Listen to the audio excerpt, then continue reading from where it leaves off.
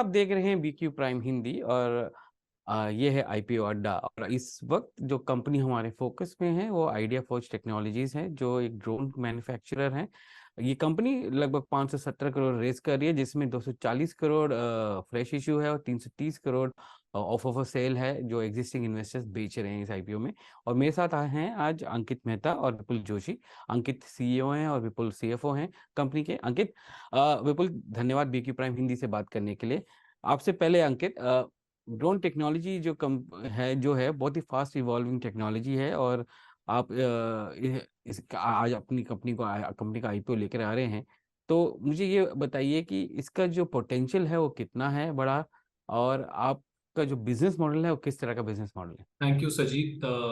I think when we look at the drone technology, जब हम drone technology को देखते हैं तो आपको याद होगा कि इसका जो पब्लिक में जो इसकी नींव रखी गई थी वो एक मूवी के अंदर जब पहली बार पब्लिक ने इसके यूज को देखा था 2009 में, तब से इसकी नींव रखी गई है। एंड उसके बाद से ये टेक्नोलॉजी का जर्नी काफी इंटरेस्टिंग रहा है इंडिया के अंदर, जहाँ पे डिफेंस साइड पे इसका यूज पहले बाहर की टेक्नोलॉजी से हो रहा था, फिर धीरे धीरे इंडियन टेक्नोलॉजी पे यूज होना शुरू हुआ छोटे ड्रोन्स के ऊपर। और अगर आप देखें तो जब से पैंडेमिक हुआ है आफ्टर मेनी इयर्स, और उसके बाद के जो इंसिडेंट्स हैं, ग्लोबल इंसिडेंट्स हैं, जैसे जो वॉर्स हुए हैं ग्लोब में, अगर आप रशिया यूक्रेन वॉर ले लें या अर्मीनिया अजरबैजान का वॉर ले लें, या फिर जो हमारे ही बॉर्डर पे जो स्कर्मिशेस हुए हैं, उनकी वजह से ड्रोन टेक्नोलॉजी का जो यूज है वो गुड टू हैव टेक्नोलॉजी से एक मस्ट हैव टेक्नोलॉजी में कन्वर्ट हो गया है over the last few years.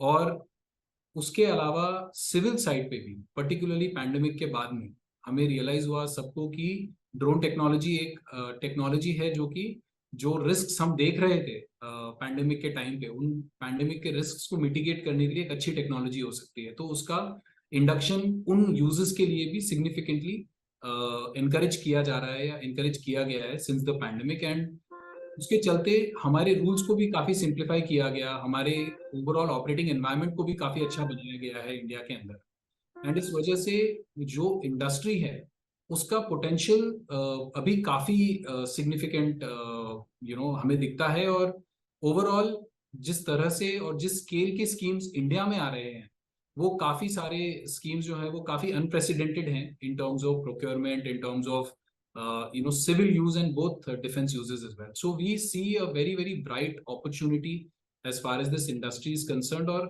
इसके जो uses हैं वो आप सर्वेलेंस और सिक्योरिटी में देखेंगे, यूजेस आप इसके मैपिंग में देखेंगे, जहाँ पे हम आज स्वामित्व के अंडर ऑलमोस्ट जितने भी इंडिया के गांव हैं उनका जो भी आबादी एरियाज हैं उनके ऊपर हम आज मैपिंग करके प्रॉपर्टी कार्ड्स बना रहे हैं, उन घरों के जिन घरों में लोग कई जनरेशन से रहते आए हैं लेकिन अभी तक उनके पास में उसकी फॉर्मल ओनरशिप नहीं थी।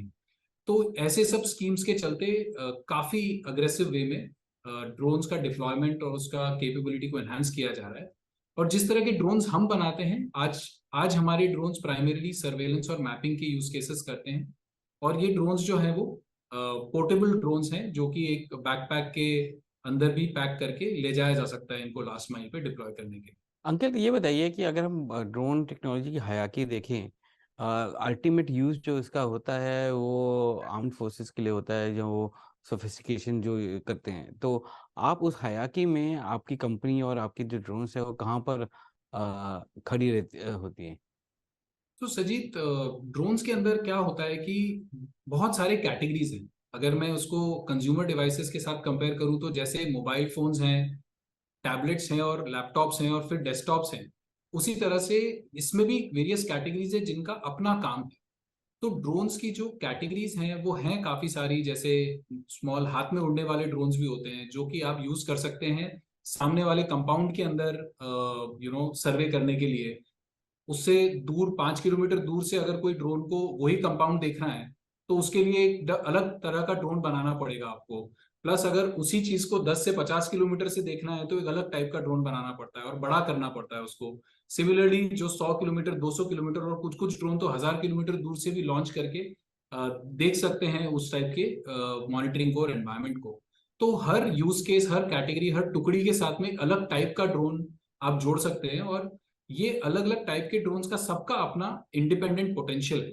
हर कैटेगरी दूसरे कैटेगरी को कैनिबलाइज करने की कोशिश करती है, लेकिन एट द सेम टाइम अपनी प्रेजेंस को हर कैटेगरी बरकरार रखती है, बनाए रखती है as the evolution of the technology happens. आप कहाँ पर हैं उसमें? तो हम अभी, आप समझ लीजिए कि वो 5 किलोमीटर और 50 किलोमीटर के जो बीच का रेंज है, टिपिकली उस रेंज में हम लोग ऑपरेट करते हैं। बिल्कुल, ये बताइए कि आपका रेवेन्यू लगभग 190 करोड़ का है FY23 में। आपका जो ग्रोथ हुआ था लगभग 17% का है। क्या ये ग्रोथ रेट कांस्टेंट रहेगा या ये आगे बढ़ भी सकता है? तो सुजीत, इस पूरे सेक्टर में ही जो ग्रोथ देखी जा रही है, उस सेक्टर में जिस तरह से पिछले 2 साल में परिवर्तन आया है एंड जो ग्रोथ देखी गई है, उससे ये एक्सपेक्टेड है कि इस ग्रोथ को ब्रीच किया जा सकता है। और क्योंकि आज भी सरकार और दूसरे जो प्रोक्योरमेंट चल रहे हैं पूरे मार्केट में, उनकी साइज का जो रिक्वायरमेंट है वो चेंज हो रहा है। तो ये सोचा जा सकता है कि अपन जिस जिस मार्केट साइज में आज हैं, और वन लाटेस्ट रिपोर्ट के हिसाब से भी इंडियन मार्केट इटसेल्फ 43 मिलियन से जाके 800 मिलियन तक का रेंज स्थापित कर सकता है बाय FY27। तो उस तरह की ग्रोथ की उम्मीद की जा सकती है। ये बताइए कि आपका जो ऑर्डर बुक है अंकित, लगभग 190 और करोड़ का है। ये कितने महीने या कितने साल में आपको एग्जीक्यूट करना है, और ये ऑर्डर बुक ग्रोथ कैसा रहा है? किस किस रेट से बढ़ेगा? क्योंकि अब आप मार्केट में आ रहे हैं और मार्केट ये चीज, दो चीजें देखेंगे, एक तो आपका रेवेन्यू ग्रोथ कैसे हो रहा है और आपका ऑर्डर बुक कैसे बिल्ड हो रहा है। तो वो कैसे वो उसको उसको आप कैसे बताएंगे? So Sajeet, when we look at the overall market opportunity, और जिस तरह के लाइव अपॉर्चुनिटीज मार्केट में हैं, उसके हिसाब से और जिन तरह के अपॉर्चुनिटीज में हम पार्टिसिपेट कर रहे हैं, हम एक्सपेक्ट कर रहे हैं कि अच्छा ऑर्डर बुक ग्रोथ हमें मिलेगा। और जो एग्जीक्यूशन का टाइमलाइन है, वो टाइप ऑफ अपॉर्चुनिटी पे डिपेंड करता है। फॉर एग्जांपल, अगर कोई अपॉर्चुनिटी फास्ट ट्रैक में आ रही है, तो उसका एग्जीक्यूशन टाइमलाइन लगभग 12 महीने का दिया जाता है हमें। अगर कोई अपॉर्चुनिटी कैपिटल प्रोक्योरमेंट में आ रही है, तो उसका टाइमलाइन लंबा भी हो सकता है, साल, 2 साल, 3 साल भी हो सकता है। और जो अपॉर्चुनिटीज रन रेट बिजनेस पे आती हैं, या आप देख लीजिए सिविल साइड पे जो अपॉर्चुनिटीज आती हैं, वो कई अपॉर्चुनिटीज 3 से 6 महीने के एग्जीक्यूशन टाइम पे भी आती हैं। तो डिपेंड करता है कि कब कब वो अपॉर्चुनिटीज और कौन से टाइप के अपॉर्चुनिटीज क्लोज हो रहे हैं, बट समय मिलता है, और उसको execute with in the year लाके किया भी जा सकता है, और वो काफी हमें देखने को मिलता है हमारी इंडस्ट्री के अंदर। आज के डेट में आप साल में कितने ड्रोन मैन्युफैक्चर कर सकते हैं आपके क्या फैसिलिटी से? तो लगभग 3,000 के आसपास ड्रोन्स हम बना सकते हैं हमारे आज। ढाई 2,500 से 3,000 ड्रोन्स हम बना सकते हैं सिंगल शिफ्ट के अंदर, हमारे फैसिलिटी के अंदर। उसमें अलग अलग ड्रोन्स का अलग अलग रेट ऑफ प्रोडक्शन है। जैसे जो क्वाडकॉप्टर हम्म। ड्रोन्स होते हैं, जो 4 हाँ। पंखे वाले ड्रोन्स होते हैं, उनका रेट ऑफ प्रोडक्शन डिफरेंट है।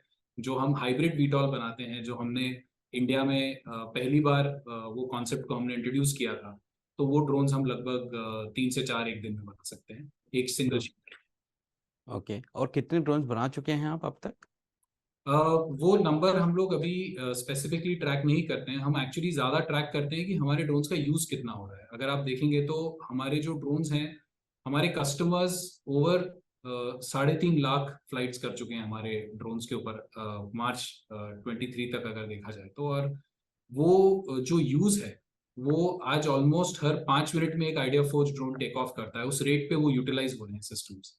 So hmm. actively on a daily basis they are being used, be it on our borders or for our किसान on the ground। तो हमारा आइडिया फोर्ज में एक छोटा सा हम एक एक्सप्रेशन यूज करते हैं, बिल्डिंग इट फॉर द जवान एंड द किसान वाया विज्ञान।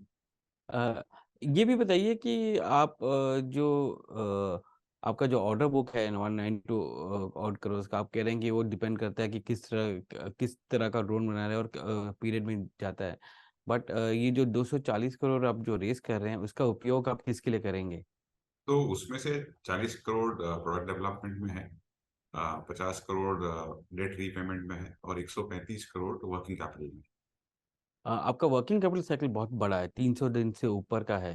वो बहुत ही हाई वर्किंग कैपिटल साइकिल माना जाता है। उसको आप किस तरह से कंट्रोल कर सकते हैं और किस तरह से कितना नीचे आ सकता है वो साइकिल? तो सजीत, जैसे अंकित ने बताया कि जैसे आगे जाते हुए जिस तरह से ड्रोन के उपयोग अलग अलग सेक्टर्स में आ रहे हैं, तो जितनी डिपेंडेंस आज सरकार के ऑर्डरिंग पे है, अगर पैरेलली उतना ही ग्रोथ जैसे हम इन्विसाज कर रहे हैं कि सिविल साइड पे भी होगा, तो एक उसका इम्पैक्ट भी आगे जाते हुए देखा जा सकता है। साथ साथ जो आज इंटरनेशनल मार्केट के अंदर भी एक्सपेंशन का जो हमारा प्लान है, और वहाँ पे भी सिविल साइड पे ज़्यादा फोकस रहेगा आगे जाते हुए, तो उनसे भी overall number in terms of collection etcetera will improve.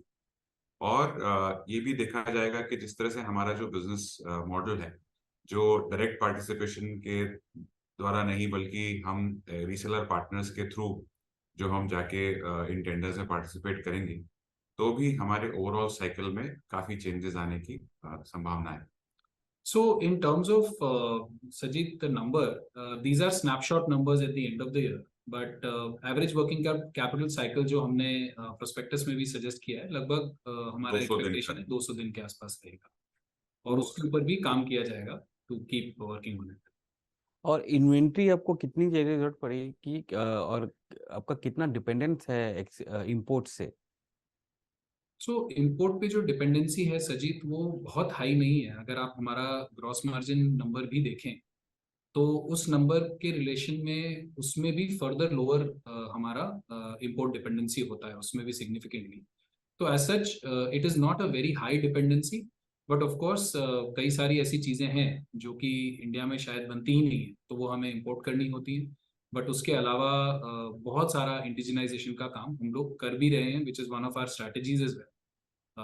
और उससे हम एक्सपेक्ट कर रहे हैं कि वो नंबर और भी धीरे धीरे कम होता जाए। आप रेवेन्यू के सामने देखेंगे तो करीब 15 से 18% का हमारा इंपोर्ट है, हम्म। which going ahead will improve as well when we start working on the programs that are already there, जहाँ पे हम लोकल सप्लाई चेन को इवॉल्व करने का संघर्ष कर रहे हैं। क्योंकि आपका इन्वेंट्री डेज लगभग 200 दिन का है मेरे ख्याल से, राइट? जी। वो इन्वेंट्री डेज इतनी जरूरत पड़ती है आपको, क्योंकि आपका जो ऑर्डर बुक है आपने बोला कि 6 महीने से लेके 2 साल तक जा सकता है, तो आप ये जो 200 दिन का इन्वेंट्री डे तो आप कैरी कर रहे हैं कई वो। बार क्या होता है कि ये नंबर जब कैप्चर होते हैं ऑडिट के टाइम पे, तो जब मार्च की इन्वेंट्री होती है, क्योंकि आप कुछ ऑर्डर सप्लाई करने वाले होते हैं एंड उससे पहले आपके पास फिनिश गुड्स की इन्वेंट्री बुक्स में होती है, तो इसलिए वो उस टाइम का नंबर थोड़ा सा ओवरशॉट दिखता है। And subsequently when orders get delivered, तो वो नंबर के अंदर बेहतरी हो जाती है।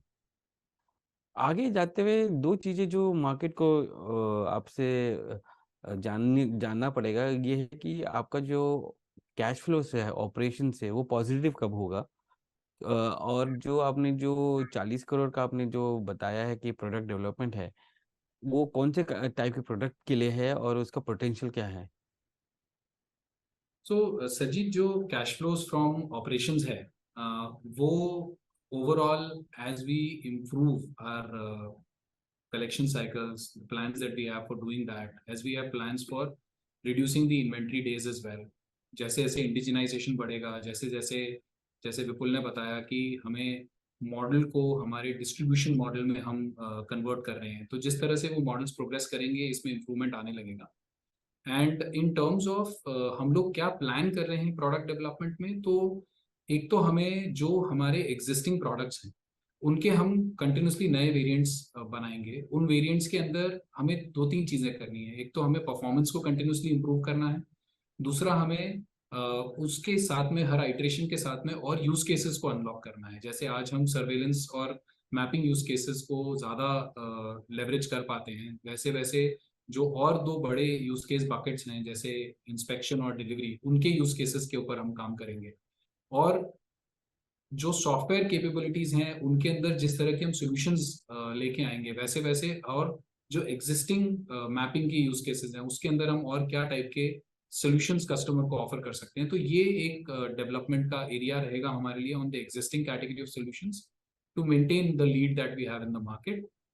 And of course there are two new categories of building tactical class drones as well as middle mile, delivery drones that can lift probably about 100 kgs or so to about 100 plus kilometers. So the idea is to build these two classes of drones for both defense and civil uses. विपुल, आप आखिरी question आपसे, जी। किस तरह का margin improvement हम देख सकते हैं आगे जाके? See, Sajid, अगर आप देखेंगे तो historically speaking, our margins have hovered around between 70% to 65%. नहीं, एबिटा मार्जिन्स की बात कर रहा था मैं।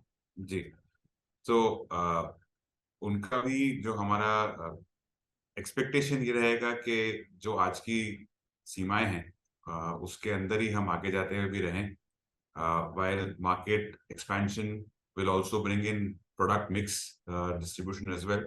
तो जितना नया और ग्रोथ होगा उसमें किस तरह के प्रोडक्ट्स का फर्दर यूटिलाइजेशन और डिस्ट्रीब्यूशन होता है, उसमें we are expecting that the margins will continue to hover around the same range. Sajid, in general, from a EBITDA and profitability point of view, I think specifically in 23 there was a ESOP based hit that we had, which was slightly larger than usual.